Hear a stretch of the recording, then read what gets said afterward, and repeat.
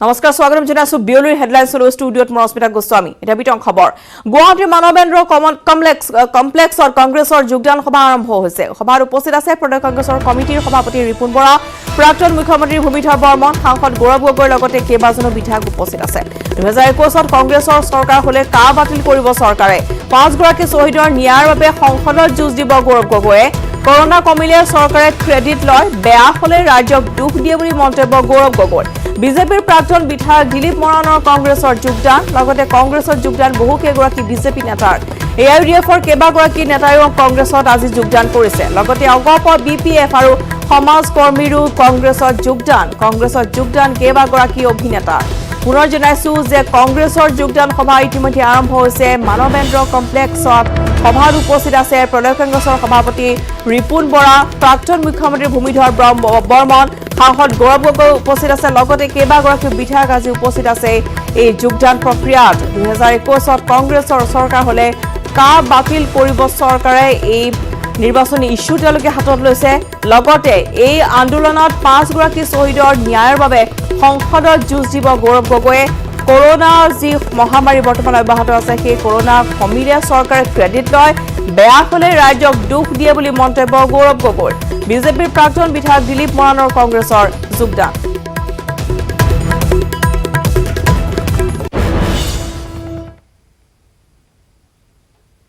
আৰু ইফালে গৌৰৱ গগৈ কংগ্ৰেছৰ মুখ্যমন্ত্ৰী প্ৰাৰ্থী বুলি ওলোৱা খবৰক নচাত সাংসদ প্ৰদ্যুৎ বৰদলৈ সাংবাদিকে সোধা প্ৰশ্নত জাঙুৰ খাই উঠিল সাংসদ গৰাকী এইবোৰ অবান্তৰ কথা বুলি মন্তব্য কৰি এইবোৰ কথা কিয় সোধে বুলি মন্তব্য কৰিছে প্ৰদ্যুৎ বৰদলৈ সেইবিলাক কথা আপুনি অবান্তৰ কথাবিলাক কেলে খুদিছে এইবিলাক কথা অবান্তৰ কথা তেনেকুৱা বাতৰি কাকতত হৈছে এইবিলাক কথা আমি এতিয়া কাৰ্যসূচীত এইবিলাক কথা ডিসকাশন কৰিবলৈ অহা নাই ইফালে আন এক ব্ৰেকিং নিউজ কংগনা ৰানাৱতৰ বাসগৃহ ভঙাত এতিয়া স্থগিতাদেশ জাৰি কৰিছে বম্বে উচ্চ ন্যায়ালয়ে কাইলৈ বিএমচি শপতনামা দাখিলৰ দাবী কংগনাৰ আবেদনৰ উত্তৰ দিবলৈ বিএমচিক নিৰ্দেশ কাইলৈ পুনৰ শুনানি হ'ব কংগনাৰ আবেদনৰ কংগনাই ইতিমধ্যে আবেদন কৰিছিল যে যি কাৰ্যালয় তেওঁ বৰ্তমান হাতোৰা পৰিছে বিএমচিৰ তাৰ পিছতে কংগনা ৰানাৱতে কাষ চাপিছিল বম্বে উচ্চ ন্যায়ালয়ৰ আৰু বৰ্তমান কংগনা ৰানাৱতৰ বাসগৃহ ভঙাত স্থগিতাদেশ জাৰি কৰা হৈছে ন্যায়ালয়ৰ কোনো নিৰ্দেশলৈ কান নাপাতি বিএমচিয়ে ইতিমধ্যে হাতুৰা লগাইছিল কংগনা ৰানাৱতৰ বাসগৃহত আমি দেখুৱাইছো কেতবোৰ আলোকচিত্ৰ য'ত বিএমচিৰ 12 জনতকৈ অধিক কৰ্মচাৰীৰ ভিতৰত প্ৰৱেশ কৰি ইতিমধ্যে কংগনা ৰানাৱতৰ যিটো বাসগৃহ য'ত প্ৰথম মহলাত আছে তেওঁৰ কাৰ্যালয় সেয়া অবৈধ বুলি ইতিমধ্যে বিএমচিয়ে তাত জেচিবিৰে ভাঙিছিল সেই বাসগৃহটো কিন্তু বৰ্তমান কংগনাৰ আবেদনৰ উত্তৰ দিবলৈ বিএমচিক নিৰ্দেশ দিছে বম্বে উচ্চ ন্যায়ালয়ে কাইলৈ পুনৰ শুনানি গ্ৰহণ কৰা হ'ব কংগনাৰ আবেদনৰ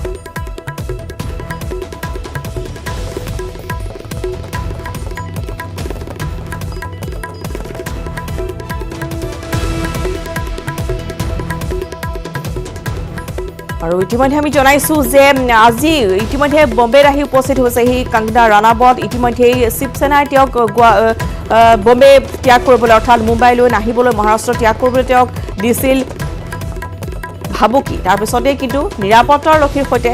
9 ছেপ্টেম্বৰত বম্বেলৈ আহিব বুলি তেওঁ উল্লেখ কৰিছিল যে মহাৰাষ্ট্ৰত মই 9 তাৰিখে আহিম গতিকে আপোনালোকে যি কৰিবলগীয়া আছে কৰি লওক তাৰপিছত এই বৰ্তমান চৰকাৰে বিএমচিৰ যি নিৰ্দেশনা তাত দেখিবলৈ পোৱা গৈছে যে হাতুৰা পৰিছিল কংগনা ৰানাৱতৰ এইটো কাৰ্যালয়ত প্ৰথম মহলাত থকা তেওঁৰ কাৰ্যালয়ত হাতুৰা পৰিছিল জেচিবিৰে ইতিমধ্যে ভাঙিছিল এই কাৰ্যালয়টো কিন্তু বৰ্তমান বম্বে উচ্চ ন্যায়ালয়ৰ কাষ চাপিল অভিনেত্ৰীগৰাকী আৰু ইতিমধ্যে স্থগিতাদেশ জাৰি কৰা হৈছে বৰ্তমান ভাঙিব নোৱাৰিব কংগনা ৰানাৱতৰ এইটো বাসগৃহ আগন্তুক শুনানি পূৰ্বে কংগনা ৰানাৱতৰ বাসগৃহ ভঙাত ইতিমধ্যে স্থগিতাদেশ জাৰি কৰিছে বম্বে উচ্চ ন্যায়ালয়ে কাইলৈ বিএমচিক শপতনামা দাখিলৰ দাবী জনোৱা হৈছে কংগনাৰ আবেদনৰ উত্তৰ দিবলৈ বিএমচিক দিয়া হৈছে নিৰ্দেশ কাইলৈ পুনৰ শুনানি হ'ব কংগনাৰ আবেদনৰ কোনো ধৰণৰ জাননী নিদিয়াকৈ বিএমচিয়ে এনেদৰে চলাইছিল জেচিবিৰ হাতোৰা আৰু দেখুৱাইছো আমি কংগনা ৰানাৱতৰ কেতবোৰ দৃশ্য য'ত তেওঁ ইতিমধ্যে ন্যায়ালয়ৰ দ্বাৰস্থ হৈছিল অভিনেত্ৰীগৰাকী আৰু ইতিমধ্যে 11 গৰাকীকৈ চিআৰপিএফ জোৱান তেওঁক দিয়া হৈছে নিৰাপত্তাৰ বাবে যিহেতু পূৰ্বতে চৰকাৰৰ কৰা সমালোচনাৰ বাবে কেতবোৰ তেওঁ ভাবুকিৰ মুখামুখি হৈছিল ভাবুকিৰ সন্মুখীন হৈছিল প্ৰাণনাশৰ ভাবুকি দিয়া হৈছিল অভিনেত্ৰীগৰাকীক তাৰপিছতে তেওঁ বিচাৰিছিল নিৰাপত্তা আৰু ইতিমধ্যে 11 গৰাকীকৈ চিআৰপিএফ জোৱান দিয়া হৈছে ৱাই কেটেগৰীৰ নিৰাপত্তা দিয়া হৈছে অভিনেত্ৰীগৰাকীক আৰু ইতিমধ্যে বম্বে উচ্চ ন্যায়ালয়ত আবেদনৰ পিছতে শুনানি গ্ৰহণ কৰা হ'ব বৰ্তমান স্থগিতাদেশ জাৰি কৰা হৈছে বৰ্তমান বিএমচিয়ে ভাঙিব নোৱাৰিব কংগনা ৰানাৱতৰ এইটো বাসগৃহ লগতে আমি জনাইছো যে বাসগৃহতে আছে তেওঁৰ কাৰ্যালয় যিটো অবৈধভাৱে তেওঁ নিৰ্মাণ কৰা বুলি অভিযোগ আনিছিল বিএমচিয়ে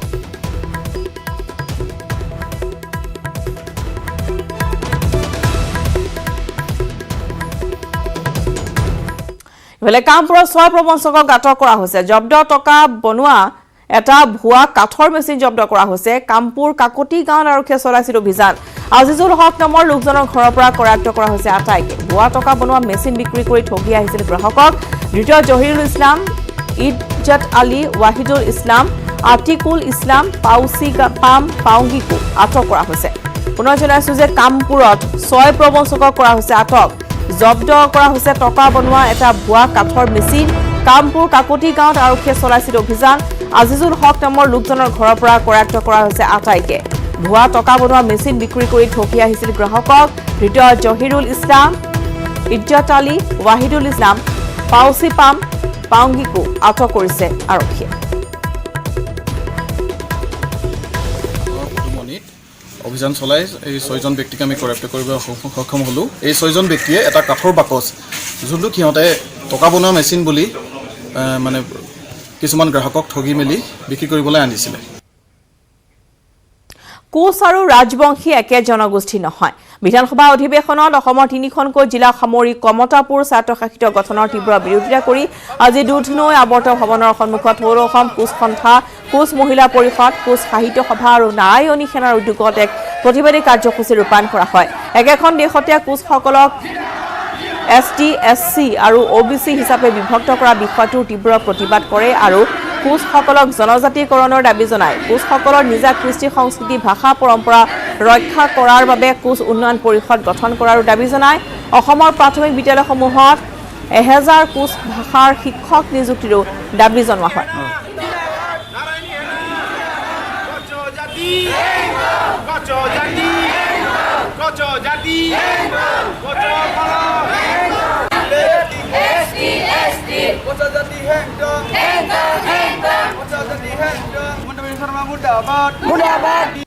কোচ ৰাজবংশী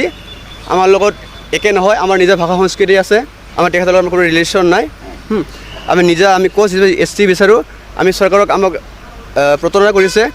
আমি এইটো সন্তুষ্ট নহয় আমি KSC আমি নামানো কমতাপুৰ যিটো দিছে সেইটো আমি সন্তুষ্ট নহয় তাতে এইটো ক্ষেত্ৰত আমি তীব্ৰ বিৰোধিতা কৰিছোঁ যিহেতু আমি কোচসকল আমি কোচ হৈ আছোঁ আমাৰ কৃষ্টি সংস্কৃতি আছে আমাৰ জাতিটো নিশেষ কৰিব বিচাৰিছে অসমত থকা 70 লাখ কোচসকলৰ দাবীক নচাত কৰি একপক্ষীয়ভাৱে অসম চৰকাৰে যিখিনি সিদ্ধান্ত ল'লে তাক আমি তীব্ৰ প্ৰতিবাদ জনাইছোঁ আৰু ইয়াৰ কাৰণে অনাগত দিনত আমি BJPৰ বিৰুদ্ধে এক বৃহৎ আন্দোলন গঢ়ি তুলিম অসমৰ 126টা সমষ্টিত BJP বিৰোধী আমাৰ সমিতি গঠন হ'ব আৰু সেই সমিতিয়ে কেনেকৈ BJP চৰকাৰক অসমৰ পৰা বিদায় দিব পাৰে তাৰ ব্যৱস্থা আমি কৰিম দৰঙৰ খাৰুপেটীয়াৰ বালুগাঁৱৰ 15 নম্বৰ ৰাষ্ট্ৰীয় ঘাইপথত ভয়ংকৰ পথ দুৰ্ঘটনা নিহত হৈছে 3 জন আহত 2 জন তীব্ৰবেগী ট্ৰাকে মহতিয়ালে 2খন বাইক আৰু চাইকেল আৰোহীক বালুগাঁৱৰ সাপ্তাহিক বজাৰৰ ৰাজপথত সংঘটিত হৈছে দুৰ্ঘটনাৰ পিছতে উত্তপ্ত পৰিস্থিতিৰ সৃষ্টি কৰে ৰাইজে নিহত এজনক হুলুৰ উদ্দিন বুলি চিনাক্ত কৰা হৈছে বাকী কেইজনৰ পৰিচয় এতিয়াও উদ্ধাৰ হোৱা নাই দেখুৱাইছো দৃশ্য খাৰুপেটীয়াৰ বালুগাঁও য'ত 15 নম্বৰ ঘাইপথত ভয়ংকৰ দুৰ্ঘটনা সংঘটিত হয় নিহত হৈছে 3 জন আহত হৈছে 2 জনকৈ লোক তীব্ৰবেগী ট্ৰাকে মহতিয়ালে 2খন বাইক আৰু চাইকেল আৰোহীক বালুগাঁৱৰ সাপ্তাহিক বজাৰৰ ৰাজপথত সংঘটিত হৈছে এই দুৰ্ভাগ্যজনক ঘটনাটি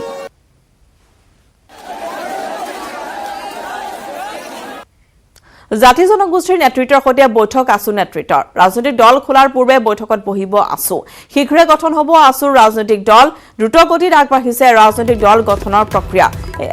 এসপ্তাহৰ ভিতৰত প্ৰতিবেদন ৰাজহুৱা কৰিব আছু আৰু AJYCPৰ উদ্যোগত গঠন হ'ব লগা নতুন দলটোত কৃষক মুক্তি সংগ্ৰাম সমিতিও সামিল হোৱাৰ সম্ভাৱনা আছে পুনৰ জনাও যে জাতি জনগোষ্ঠীৰ নেতৃত্বত আজি বৈঠক হৈছে আছুৰ ৰাজনৈতিক দল খোলাৰ পূৰ্বে বৈঠকত বহিছে আছু নেতৃত্ব লগতে আছুৰ ৰাজনৈতিক দল গঠনৰ যি কুচকাৱাজ সেয়া ইতিমধ্যে আৰম্ভ হৈছে দ্ৰুতগতিত আগবাঢ়িছে ৰাজনৈতিক দল গঠনৰ প্ৰক্ৰিয়া আৰু এসপ্তাহৰ ভিতৰতে আছুৱে প্ৰতিবেদন ৰাজহুৱা কৰিব আছু AJYCPৰ উদ্যোগত গঠন হ'বলগীয়া নতুন দলটোত কৃষক মুক্তি থকাৰো সম্ভাৱনা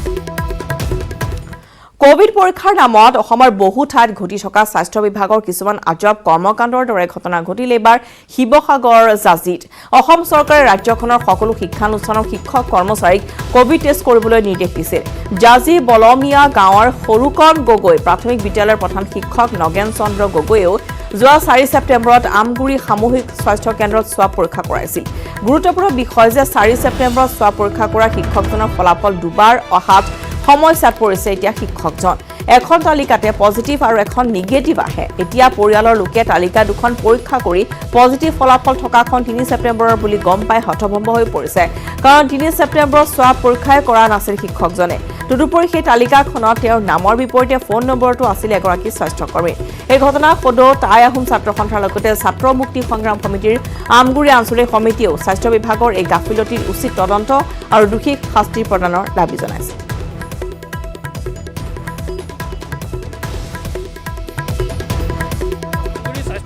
ভুল বুলি ক'ব লাগিব যেহেতু ব্যক্তিজনে সব টেষ্ট কৰিছিল 4 তাৰিখৰ দিনাখনি যেহেতু কিন্তু নাম আহিছে 3 তাৰিখৰ দিনাখনি আমি জানিব পৰা মতে 3 তাৰিখে কিন্তু সেই ব্যক্তিজন ইয়াত সব টেষ্ট দিবলৈ অহা নাছিল যেতিয়া গধূলি মই পুনৰ ভালদৰে দেউতাৰ SRF নম্বৰটো চাইছোঁ তেতিয়া দেখিছোঁ যে দেউতাক আমি 4 তাৰিখে যিহেতু সব দিবলৈ আহিছে কিন্তু 3 তাৰিখত কেনেকৈ দেউতাৰ নামটো পজিটিভ আহিছে সেইটোৱে আমাৰ কাৰণে হাতৰ হৈ থাকিল ভুলটো একচুৱেলি মানে অনলাইনহে কৰে অনলাইনৰ আহোঁতে কিবা অসুবিধা ভুল হৈছিলে নে তাৰ পৰা ৰিপৰ্ট আহোঁতে ভুল সেইটো চোৱা হ'ব আৰু কালি নিউজপাতৰ মাজলৈ চুতীয়া জনগোষ্ঠীৰ ছাত্ৰ শাসিত পৰিষদ প্ৰদান কৰাৰ দাবী তিনিচুকীয়াৰ ফিডবাৰীত এক প্ৰতিবাদী কাৰ্যসূচী ৰূপায়ণ কৰা হয় মুখ্যমন্ত্ৰী সৰ্বানন্দ সোণোৱাল আৰু চন্দন ব্ৰহ্মৰ প্ৰতিকৃতি দাস চুতীয়া ছাত্ৰ সন্থাৰ মৰাণ মটক আৰু কোচ ৰাজবংশীসকল যদি ছাত্ৰ শাসিত পৰিষদ প্ৰদান কৰিব পাৰে সমান্তৰালকৈ অসমৰ আদিম ভূমিপুত্ৰ চুতীয়া জনগোষ্ঠীক কিয় দিব নোৱাৰিব বুলি সংগঠনটোৱে প্ৰশ্ন উত্থাপন কৰিছে প্ৰতিবাদকাৰীসকলে চুতীয়া জনগোষ্ঠীক জনজাতিকৰণ আৰু ছাত্ৰ শাসিত পৰিষদ প্ৰদান নকৰা পৰ্যন্ত প্ৰতিবাদ অব্যাহত থাকিব বুলি হুংকাৰ প্ৰদান কৰিছে প্ৰতিবাদী কাৰ্যসূচী ৰূপায়ণ কৰা দৃশ্য আমি দেখুৱাইছো ফিডবাৰী চুতীয়া ছাত্ৰ সন্থাৰ এই প্ৰতিবাদী কাৰ্যসূচী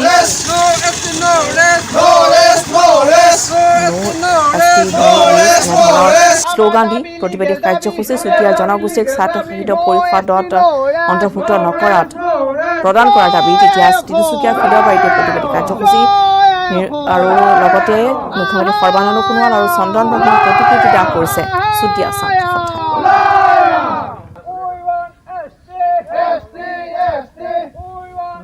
অসম চৰকাৰে যিহেতু আমাক প্ৰতাৰণা কৰিছে জনজাতিকৰণৰ নামত আমি জনজাতিকৰণ আমাক শীঘ্ৰে প্ৰদান কৰক এই দাবী আজি আমি এই প্ৰতিবাদী কাৰ্যসূচী গ্ৰহণ কৰিছোঁ আৰু এই প্ৰতিবাদী কাৰ্যসূচীত অসমৰ মুখ্যমন্ত্ৰী সৰ্বানন্দ সোণোৱাল আৰু জনজাতি পৰিক্ৰমা মন্ত্ৰী চন্দন ব্ৰহ্মৰ প্ৰতিমূৰ্তি দাহ কৰিলোঁ আৰু এই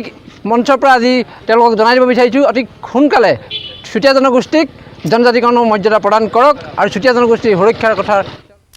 ৰিলায়েন্স জিঅ'ৰ পিছত এইবাৰ ৰিলায়েন্স ৰিটেইলত অংশীদাৰিত্ব ক্ৰয় কৰিব চিলভাৰ লেকে প্ৰাইভেট ইকুইটি ফাৰ্মখনে 1.75% অংশ 7,500 টকাৰে ক্ৰয় কৰিব ইয়াৰ পূৰ্বে আমেৰিকাৰ ইকুইটি ফাৰ্ম চিলভাৰ লেকে জিঅ' প্লেটফৰ্মতো 2.8% অংশীদাৰিত্ব ক্ৰয় কৰিছিল উল্লেখ্য যে ৰিলায়েন্স ইণ্ডাষ্ট্ৰিজৰ subsidiary company Reliance Retail Ventures লিমিটেডে ফিউচাৰ গ্ৰুপৰ ৰিটেইল এণ্ড হোলচেল বিজনেছ আৰু লজিষ্টিক্স এণ্ড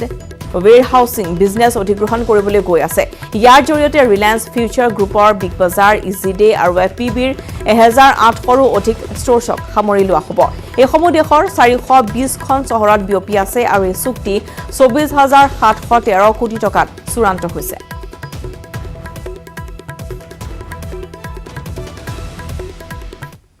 সামগ্ৰীত অৰুণোদয় আঁচনিৰ নামত বিজেপিৰ সংকীৰ্ণ ৰাজনীতি সামগ্ৰীত অৰুণোদয় আঁচনিৰ হিতাধিকাৰী হ'বলৈ এতিয়া আপুনি হ'ব লাগিব বিজেপি আঁচনিৰ ৱাৰ্ড সভাত বিজেপিৰ বেনাৰ নলগালে অৰুণোদয় ফাৰ্ম ফালি পেলোৱা হ'ব বুলি ভাবো কি সামগ্ৰী বিজেপি নেতা প্ৰাণজিৎ বৰা অকলে নকৰিব মই নিজে আহিম ইয়াত বাহানা হৈ গ'ল আৰু বাহানা নচলিব ইয়াত যদি বিজেপি কৰ্মীয়ে কাম নাপায় তেওঁলোকৰ অৱস্থা একদম আজিৰ পৰা 100% অৱস্থা বেয়া কৰি দিম মই স্পষ্ট কথা ক'ব পাৰিম মই জিলাৰ পৰা আহিছোঁ মই জিলা সম্পাদক জিলা ভাইচ প্ৰেচিডেণ্ট বহুত শিকি আহিছোঁ আৰু এইবোৰ টেকনিক চব জানো কেনেকে কি কৰি আছে সব উলিয়াই দিম গাঁতৰ পৰা সব ওলাব চিন্তা নকৰিব সব ফাইল খুজিম সেক্ৰেটাৰীক ক'ব সব ফাইল দেখুৱাওক মোক দেখুৱাওক আমাৰ কৰ্মীবিলাকক দেখুৱাওক কিন্তু ফাইল দেখাব লাগিব বিগত কালছত কি হ'ল আজিৰ পৰা আমাৰ দলীয় কাৰ্যকৰ্তাই কাম পাব লাগিব স্পষ্ট কথা